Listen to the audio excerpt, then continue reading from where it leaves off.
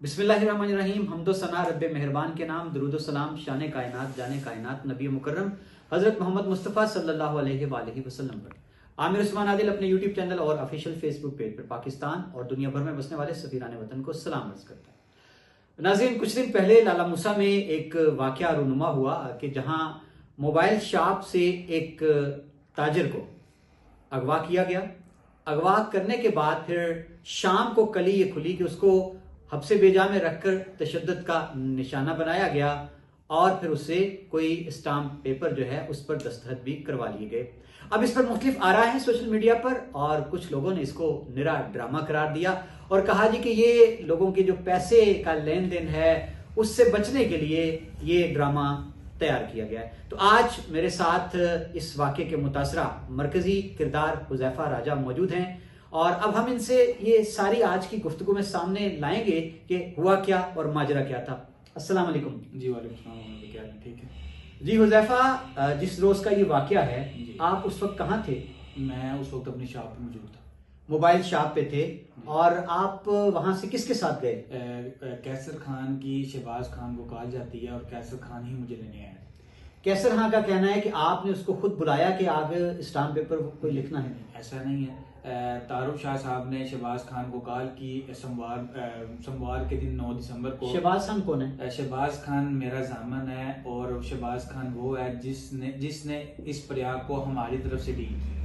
अच्छा, फिर उसके बाद क्या हुआ? शहबाज खान को कॉल की तारुफ शाह ने कि कैसर इस तरह उधर जाएगा और हुज़ैफा से कहे कि इसके साथ स्टाम्प पेपर निकलवा के नया निकलवा के इसके साथ रिटर्न करके हमें साइन करवा क्लियर कर।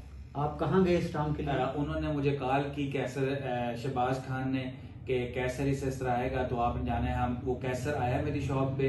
पहले तो मैंने उनसे कहा कि मेरा स्टाम्प पेपर मुझे पहले वाला रिटर्न करें और जो कि वो बहाने कर रहे थे कि नहीं होगा, आगे पीछे या सुख्तियान हाउस किसी को भेजो या खुद जाओ। मैं उस चीज से बिल्कुल इनकार ही कर रहा था। उन्होंने फिर क्या किया, वो आए मेरी शॉप पे, कैसर अकेला मेरी शॉप पे आया और मेरी शॉप से मुझे लिया और हम पहले गए चौधरी आबद या आबद बाट स्टाम्प फरोशा चांदनी चौक नंबर 2 में।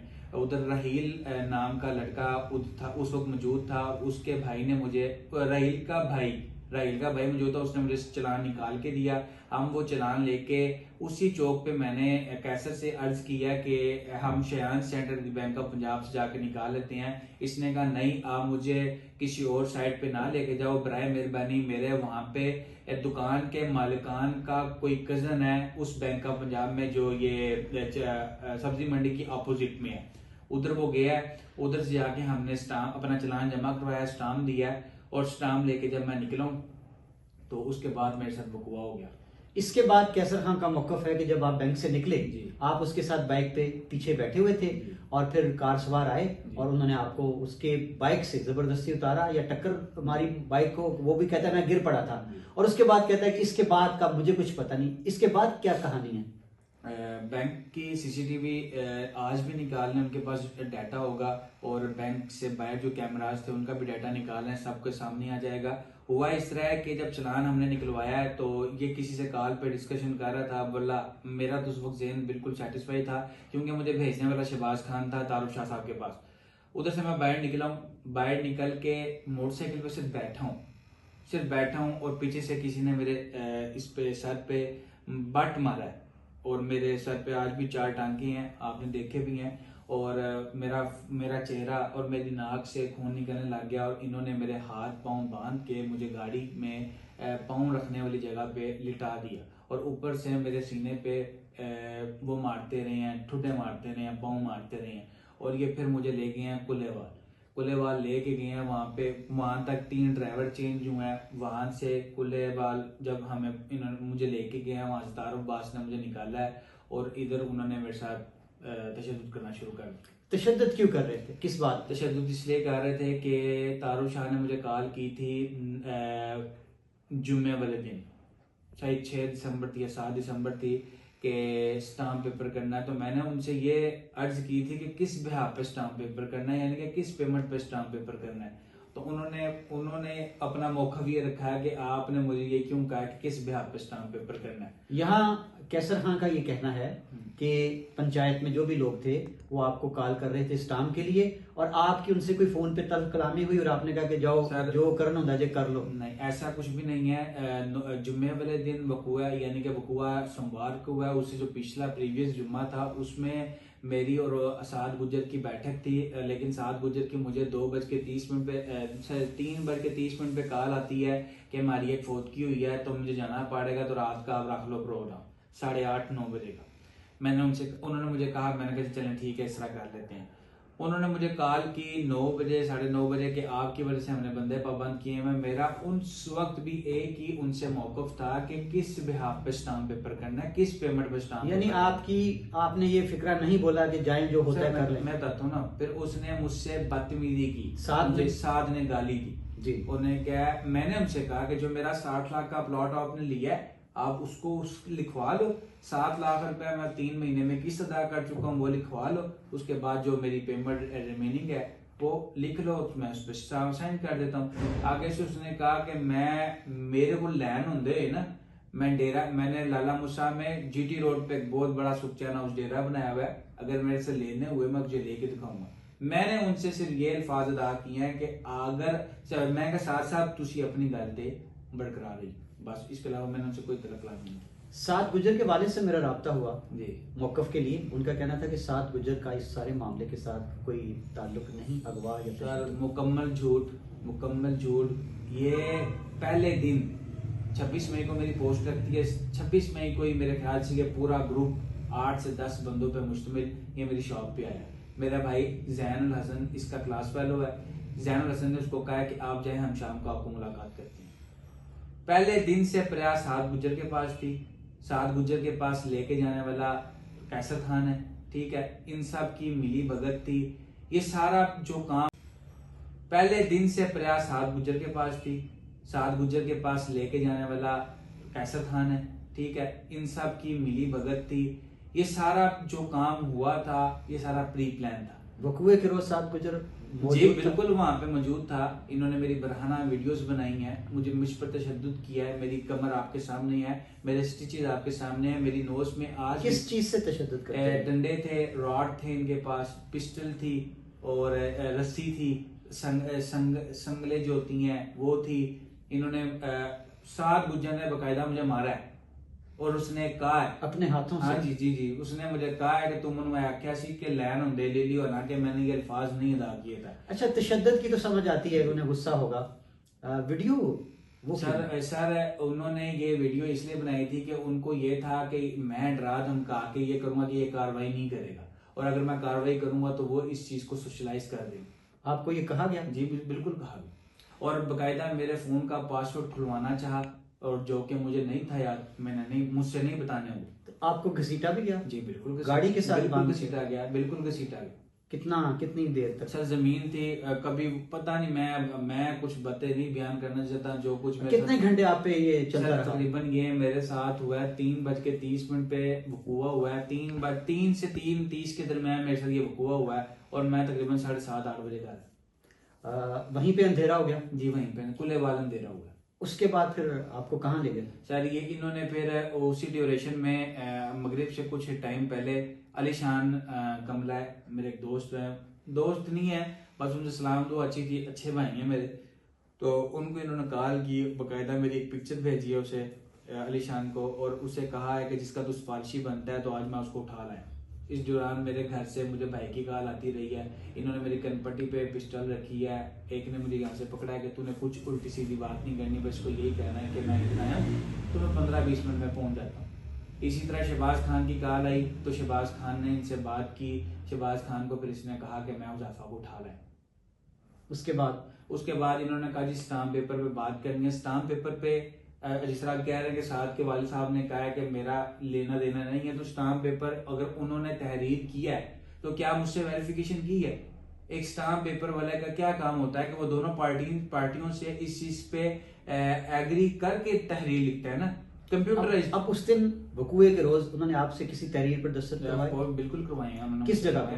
दरखास्त करवाए मेरे नाम की जगह पे। नहीं, मकाम कौन सा था वो वहाँ? कुलेवाल वहीं पे जहाँ तशद्दुद होता है। वहीं पे स्टैंप पैड आया, वहीं पे पेंसिल आई है, वहीं पे मैंने साइन करके दी। आपने वो पढ़ा नहीं? उस पे क्या लिखा? सर मुझे मैंने पढ़ा, वो उधर नहीं मैंने पढ़ा, बाद में उधर उन्होंने मुझे पढ़ के दिखाया। साथ गुजर उन्होंने कहा जी 1,35,00,000 की पेमेंट दी, 28 लाख की हमने माफी दे दी, 1,07,00,000 रुपए जिसमें 40 लाख का प्लॉट चलेगा, 60 लाख रुपए इजाफा देनदार है, और वो मुझसे टील लगाते रहे कि 60 लाख रुपए का हमें चेक दो। अच्छा, वहां से फिर आपको कहाँ ले जाया गया? वहां से ये बेसिकली मुझे लाए हैं कुलेवाल से। इन्होंने कुलेवाल से हम जब निकले हैं, उस जगह से निकले हैं जहाँ पे मुझे लेके गए थे, वहां से निकले हैं जीटी रोड, कुलेवाल की रोड पे हम चढ़े हैं, तो वहां पे अली शान की गाड़ी आ गई। तो अली शान से इन्होंने मुझे नहीं मिलने दिया और अली शान को कहा है। अली शान और साद गुजर वो एक गाड़ी में हो गए, मैं, तारुफ शाह, अली भट्ट और अली हमजा और सरदार सुल्तान और तारुफ शाह एक गाड़ी में हो गए। ठीक है, ये मुझे लेके आए सुखचैन हाउस, वहाँ पुलिस पड़ी है, पुलिस हरकत में आई है। ये वहाँ से बिहारी कॉलोनी चिल्ड्रन पार्क के सामने मुझे ले गई हैं। वहाँ से फिर इनको कॉल्स वगैरह आई हैं, ये गाड़ी में मुझे तशद्दुद करते रहे हैं, बाल खींच के मुझे मारते रहे मुसलसल। और दूसरा ये कि फिर इन्होंने मुझे कारवान गोट्स पे लाया। वहाँ पे फिर अली शान था, फिर इन्होंने वहाँ पे एक नए जो पर्या बना लिया है कि जिसमें जामन अली शान बना है। वहाँ पे इन्होंने मुझे एग्री किया इसके लिए 60 लाख रुपए का मैं चेक दूंगा, ना कि 60 लाख का चेक नहीं बनता, जिसमें 60 लाख का चेक बनता ही नहीं है। उसमें इन्होंने मुझे एग्री किया और ये कहा है कि अगर तूने किसी किस्म की कार्रवाई की तो जो कुछ तेरे साथ हुआ अब तेरी बहन और तेरे भाई के साथ होगा। ये सारी बातें जब हो चुकी तो उसके बाद फिर उन्होंने आपको जाने दिया? जी मुझे जाने दिया। आप वहाँ से खुद ही निकले? जी मैं वहाँ से निकला, मुझे अली शान लेके आया, मैं अली शान के साथ निकला हूँ। अली शान मैंने सलाम किया, मैं निकला हूँ, फिर मैं सीधा अपने घर आया। उसके बाद आप थाने गए? जी मैं थाने गया। थाने जाके मैंने एच साहब को अपना जिस्म दिखाया, अपना ये दिखाया और ये सर दिखाया। उन्होंने मुझे कहा कि फौरी तौर पे आप मेडिकल करवाएं। मेडिकल करवाया और उस वक्त जो मेडिकल हुआ उन्होंने दो मेरी चोट थी वो ज़ेर शायद मुशाहिदा थी, वो उन्होंने एक्सरे पे सुबह पर डाल दी। और जब सुबह 10 दिसंबर के हम तकरीबन 12:30 बजे डॉक्टर आबद मजीद साहब से हम रब्ता करते हैं, तो वो हमसे उल्टा सवाल कर रहे हैं कि हम आपको मुसलसल कॉल कर रहे हैं और आप कॉल पिक नहीं कर रहे। ऐसा कैसे हो सकता है कि हमारा केस है और हम इस चीज़ की पैरवी नहीं करेंगे। मुसलसल हमसे वो गलत बयानी कर रहा था अमला। फिर डॉक्टर आबद मजीद साहब हैं उनसे रिक्वेस्ट करवाई, फ़ोन शोन करवाए, तो फिर जाके उन्होंने एट दी एंड 15 मिनट पहले, यानी कि 2 बजे शायद ऑफ होता है उनका, 15 मिनट पहले मेरा एक्सरे हुआ, जबकि पूरे एरिया की लाइट ऑन थी, जबकि एक्सरे डिपार्टमेंट की ऑफ थी। अब अल्लाह आलम क्या रुकावट थी क्या नहीं, पर हम लोग वहीं पे 3-4 घंटे बैठे रहे हैं। स्टिल हमारा एक्सरे हुआ है। एक्सरे के बाद उन्होंने हम पे डाल दिया कि आपका केस चला जाएगा THQ खारियां में। हम THQ खारियां चले गए, वहां जाके हमने एक्सरे करवाया। वहां जाके भी मेरा दोबारा एक्सरे हुआ, तो उन्होंने फिर हमें 16 तारीख की रिपोर्ट डेट दी। मामला लेन देन का आपकी पंचायत पुरानी चलती आ रही थी, एग्रीमेंट आपका जो भी हुआ, आपने प्लाट भी दिया, कैसर खान के नाम करवाया, जो अक्सात तय हुई वो चलती रही। तो फिर ये इस एपिसोड में ये मोड़ क्यों आया कि आपको उठाना पड़ा, तशद्दुद करना पड़ा और इतना बहेमाना तशद्दुद, ये क्यों हुआ? आप किसी बात से मुकरे थे? मैं मुकर रहा था ना इस बात से कि मैं 60 लाख का जो प्लाट मेरे से पहले दिन से मेरे से आप लोगों ने लिया है, आप उसी बात पे रहें। और जो 7 लाख रुपए मैं दे चुका हूँ, तो वो भी जाहिर बात है पेमेंट तो देखें तय क्या हुआ था, शहबाज खान को भी पता है, तारुफ शाह को भी पता है, साद गुजर को भी पता है। देखें एक छोटी सी बात है, मैं आपसे सवाल कर रहा हूँ कि कैसर खान आपको कह रहा है कि 2-4 दिन से टाल मटोल कर रहा स्टाम्प पेपर की, ऐसे ही है ना। तो अगर मैं उनकी किस्त पूरी नहीं दे रहा था या किस टाइम पे नहीं दे रहा था, जो काम इन्होंने मेरे साथ अभी 9 दिसंबर को किया कि यार पिछले टोल कर रहा स्टाम्प पेपर की, ऐसे ही है ना। तो अगर मैं उनकी किस्त पूरी नहीं दे रहा था या किस टाइम पे नहीं दे रहा था, जो काम इन्होंने मेरे साथ अभी 9 दिसंबर को किया कि यार पिछले महीने नहीं कर सकते, मैंने इनकी शर्तें थी वो मैंने मानी, मुसलसल मानता आ रहा था 6 महीनों से। ये असल में कुछ लोगों को ना तो वो उस बैठक में थे ना है, वो जो बता रहे हैं वन साइडेड केस बता रहे हैं, तो वो उनको ये लग रहा है कि हुज़ैफा गलत है, जबकि प्रिया में आपको पता है मेरिट पे मामला चलते हैं। अगर प्रिया पे बात खत्म हुई है, मेरा जामन शहबाज खान है, आप मेरे पीछे, मेरी कंठ पीछे आप शहबाज खान को गाल करें, उससे सारे वकूए की जांच पड़ताल करें और उससे हर चीज की वेरिफिकेशन करें। अगर हम कहीं झूठे हैं तो हम इंशाल्लाह उस बात को यानी नहीं करें। ये कहा जा सकता है कि आपका जो लेन देन का मामला था कैसर खान के साथ, वो तो इतना बड़ा इशू नहीं था कि वो तो चल रहा था, चीजें सेटल भी हो सकती थी। ये जो कुछ आपके साथ हुआ, ये क्या अना है? अना इंतकाम टोटली अना जिद है? इंतकाम थी, जिद थी। बताया ना कि साद गुज्जर ने मुझे कहा है कि तू मैनू क्या सी लैन होंदे ले ले ते वह मैं तेनू चुक ले। तारफ शाह ने खुद ये कहा कि किस ब्याह पे, ठीक है। अब आगे आप, आपकी फैमिली, आपके अहबाब, आप कानून का ही रास्ता ले रहे हैं, कानून का ही रास्ता लेंगे? कानून का ही रास्ता लेंगे, क्योंकि बेसिकली सीन इस तरह है कि अगर मैं आज चुप हो गया ना आमिर भाई, तो पता नहीं नेक्स्ट क्या होना है क्या नहीं। देखें मैं 6-7 महीनों से लाला मूसा में बैठ के हर बंदे की बात भी बर्दाश्त कर रहा हूँ, हर डेरे वाले की बदमाशियां, धमकियां, हर चीज मुझे मिलती हैं।